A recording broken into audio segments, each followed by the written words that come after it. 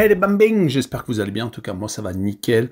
On se retrouve aujourd'hui pour une nouvelle vidéo sur l'Europa League et les barrages retour le 29 août avec 10 matchs analysés ensemble qui sont les suivants. Elfsborg contre Molde, Petro Cup contre Ludogorets, Anderlecht contre le Dynamo de Minsk, Beşiktaş Istanbul contre Lugano, l'Ajax d'Amsterdam contre Jagiellonia, Hearts of Midlothian contre le Victoria Pilsen, le TSC Topola contre le Maccabi Tel Aviv, le Rapid de Vienne contre le Sporting Braga, Shamrock Rovers contre le POK Salonique et enfin Borac contre Ferencváros. En tout cas, n'hésitez pas à venir nous rejoindre sur le site VIP et les réseaux sociaux.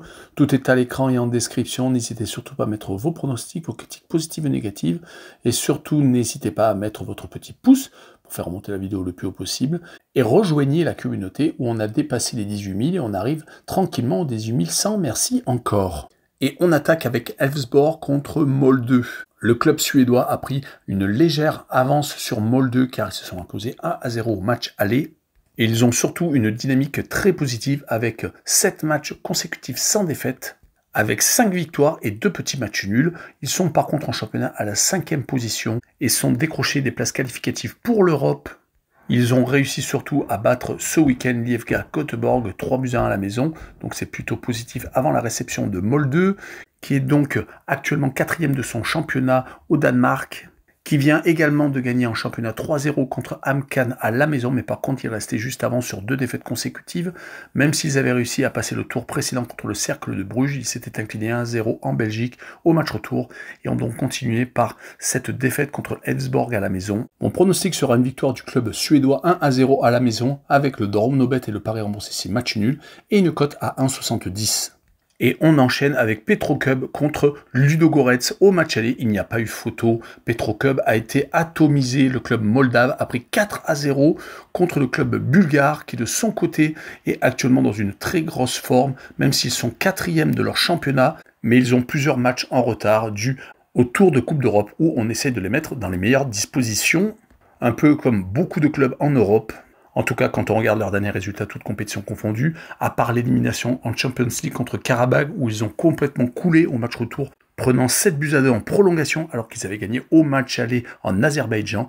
Sinon, les autres matchs, ils se sont imposés contre Karabag au match aller, et ils ont également gagné en championnat contre le Levski Sofia et contre Baro, mais ils viennent surtout de gagner la manche aller par 4 buts d'écart. Du côté de Petro Cup, ils viennent de se rattraper légèrement en championnat, ils viennent de jouer leur 3e match en championnat moldave. Ils ont 2 victoires et 1 défaite. Les 2 victoires ont été à la maison. La défaite a été au Sheriff Tiraspol, l'Ogre en Moldavie, et ils ont donc fait match nul contre The New Sense au tour précédent, leur permettant tout de même de se qualifier, car ils avaient gagné de 1 but d'écart au match aller.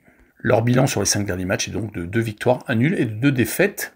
Mon pronostic sur cette rencontre sera un match nul, 1 but partout, avec le Away No Bet et le match nul remboursé 6 victoires de Ludogorets à l'extérieur, avec une cote à 1,71. Et on poursuit avec Anderlecht contre le Dynamo de Minsk à l'aller. Le club belge s'est imposé 1-0 en Biélorussie. Ils ont peut-être fait le plus dur, même s'il faut continuer à asséner des coups de boutoir aux Biélorusses. En tout cas, Anderlecht est actuellement premier en tête de son championnat avec un match en moins en plus sur tous ses poursuivants. Et ils ont 10 points, donc 3 victoires et 1 nul. Ils viennent de s'imposer à Malines avant d'avoir gagné en Biélorussie. Ils restent sur 4 victoires et 1 nul sur les 5 derniers matchs, toutes compétitions confondues. Ils sont donc vraiment très en forme. Du côté du Dynamo de Minsk, par contre, c'est un coup d'arrêt. Ils viennent de perdre leurs 2 derniers matchs, tous en qualification pour cette C3. Ils ont perdu à Lincoln Red Imps, le club de Gibraltar. Ils sont donc sur 2 défaites consécutives avec ce revers contre les Belges. Ils sont même sur 3 défaites et 2 victoires sur les 5 derniers matchs de qualification car ils ne jouent actuellement que ça. Ils n'ont pas encore repris leur championnat. On rappellera qu'ils ont été sortis des qualifications pour la Champions League par Ludogorets, le club bulgare. Sur cette opposition, je verrai Anderlecht s'imposer 2-0 avec le plus de 1,5 but pour le club belge à la maison et une cote à 1,42. On poursuit avec le Beşiktaş Istanbul contre Lugano à l'aller. Il y a eu 3 buts partout, les 2 équipes n'ont pas réussi à se départager. Le club suisse ne s'en sort plus avec les confrontations contre les clubs turcs. Ils avaient été sortis des qualifications pour la C1 par Fenerbahçe Istanbul, perdant 4-3 à la maison et perdant 2-1 au match retour. À chaque fois, ils ont mené au score. Contre le Beşiktaş, ça a été différent. Ils ont été menés 3-1, mais ont su revenir au score au mental. Ils sont actuellement sur 3 matchs sans défaite avec une victoire en Coupe de Suisse, 2 matchs nuls contre le club turc et également contre le Partizan Belgrade au tour d'avant où ils avaient réussi à s'imposer en Serbie et avaient fait match nul à la maison. Ils ont par contre perdu leur seul match sur les 5 derniers matchs, toutes compétitions confondues, à la maison contre Lucerne. Ils sont donc 6e pour l'instant en championnat avec 9 points en 4 rencontres, ce qui est encore loin d'être mauvais, mais ils ont un match en moins. Du côté du Beşiktaş Istanbul, ils sont actuellement 3e avec 2 matchs, 2 victoires, avec 6 buts marqués et seulement 2 encaissés contre Antalyaspor et Samsunspor. Ils vont vouloir enchaîner une 4e victoire consécutive à la maison, toutes compétitions confondues. Et sur cette rencontre, je les vois s'imposer 3 buts à 1 et je verrai le plus de 3 buts sur la rencontre avec une cote très intéressante à 2. On enchaîne avec l'Ajax d'Amsterdam qui jouera contre Jagiellonia Białystok. Alors je préfère dire Białystok car le premier nom c'est très compliqué à prononcer. Le club polonais s'est malheureusement incliné lourdement au match aller à la maison, 4 buts à 1, il n'y a pas eu photo. Mais quand on voit que sur les 5 derniers matchs, toutes compétitions confondues, ils ont pris 5 défaites, prenant énormément de buts, 3 lors de leur dernier déplacement en championnat, et les 3 matchs d'avant, c'était 4 buts à chaque fois contre Bodo Glimt lors d'un match retour où ils ont été sortis de la Ligue des Champions, contre l'Ajax, comme je vous l'ai dit, et contre Cracovie. Ils sont actuellement 8e du championnat polonais avec 9 points en 5 rencontres. Du côté de l'Ajax, ce n'est bien entendu pas la même sauce, même s'ils ont perdu leur dernier match de championnat contre NAC Breda. Ils ont une victoire et une défaite sur 2 matchs joués pour l'instant. Leur victoire était contre Heerenveen.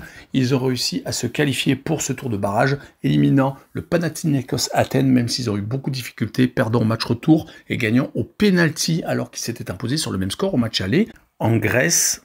Mais je les vois quand même s'imposer assez facilement lors du match retour et gagner 4 buts à 1.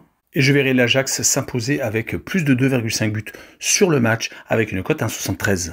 Et on continue avec Hearts of Midlothian, le club écossais qui joue contre le club de République tchèque, le Viktoria Pilsen. À l'aller, il y a eu 1-0 pour le club tchèque, qui a donc un petit point d'avance du côté du club écossais. Par contre, il va falloir se réveiller car ils viennent de perdre leurs 4 derniers matchs, toutes compétitions confondues. Que ce soit en championnat, ils viennent de s'incliner 2 fois consécutivement contre Dundee et contre Motherwell, lors de la manche aller 1-0, également en League Cup contre Falkirk. Donc cela commence à faire beaucoup. Ils avaient pourtant fait match nul contre les Glasgow Rangers en début de série. Ils sont actuellement avec un petit point en 3 rencontres en championnat d'Écossais à la 10e place. Du côté par contre du Viktoria Pilsen, c'est totalement l'inverse. Ils sont seconds de leur championnat avec un match en retard. S'ils le gagnent, ils reviendront en tête avec le Sparta de Prague, avec potentiellement 16 points en 6 rencontres, et ils viennent surtout de gagner leurs 5 derniers matchs, toutes compétitions confondues, que ce soit au tour précédent contre une équipe assez compliquée à jouer, une équipe ukrainienne où ils avaient gagné de 1 but à l'aller et au retour. Par contre, à la maison, ils ont fait le plein, ne prenant pas de but lors des 3 dernières réceptions, donc comme je vous l'ai dit, en championnat et également en Coupe d'Europe contre Hearts of Midlothian. Sur cette rencontre, je verrai le Viktoria Pilsen s'imposer 2 buts à 1 avec les 2 équipes qui marquent, et une cote à 1,71. On poursuit avec le TSC Topola, une équipe serbe qui joue contre le Maccabi Tel Aviv, l'équipe israélienne qui continue à jouer sur terrain neutre toutes ces rencontres. Ils n'ont pas encore d'ailleurs repris le championnat en Israël, mais ils jouent beaucoup de qualifications. Ils ont été sortis de la Champions League par le STEA Bucarest. Mais depuis qu'ils sont reversés en C3, ça va beaucoup mieux. Leurs 4 derniers matchs sont soldés par 4 victoires. Il y a au milieu de ces 4 victoires, il y a un match de coupe où ils ont réussi à s'imposer à la maison 2 buts à 1. Du côté de l'équipe serbe, ce n'est pas la même chose. Ils sont actuellement 10e avec 7 points en 5 rencontres, car le championnat a débuté il y a peu de temps, mais ils restent surtout sur une seule victoire sur les 5 derniers matchs, toutes compétitions confondues. Leur seule victoire est à l'extérieur, et là ils restent sur 2 défaites consécutives sans avoir marqué de but. Ils se sont inclinés 1-0 à la maison contre OFK Beograd et ils viennent de perdre 3-0 lors de la manche aller contre le Maccabi. Peut-être que la marche est trop haute. Sur cette rencontre, je vois une victoire 2-0 du Maccabi Tel Aviv et je verrai les 2 équipes qui ne marquent pas et une cote à 2,08. On enchaîne avec une belle rencontre, le Rapid de Vienne contre le Sporting Braga au match aller. Les Autrichiens se sont inclinés 2 buts à 1 au Portugal. Le match a été vraiment très accroché. Le Sporting Braga vient d'enchaîner un 4e succès consécutif, toutes compétitions confondues. Au tour précédent, ils avaient sorti le Servette de Genève et ils viennent surtout de remporter leur seconde victoire consécutive en championnat. Après avoir gagné 1-0 à Boavista, ils viennent de gagner Moreirense 3 buts à 1. Ils sont donc actuellement 4e du championnat portugais. Ils sont même sur 10 matchs consécutifs sans défaite, toutes compétitions confondues depuis le début de la saison. C'est surtout une équipe qui commence à avoir une très grosse expérience européenne, qui ne perd quasiment jamais chez lui. Le Rapid de Vienne de son côté vient d'enchaîner une deuxième défaite consécutive. Ils ont perdu en championnat contre Blau-Weiß Linz, 3-0 en plus. Ils sont actuellement 5e avec 7 points en 4 rencontres.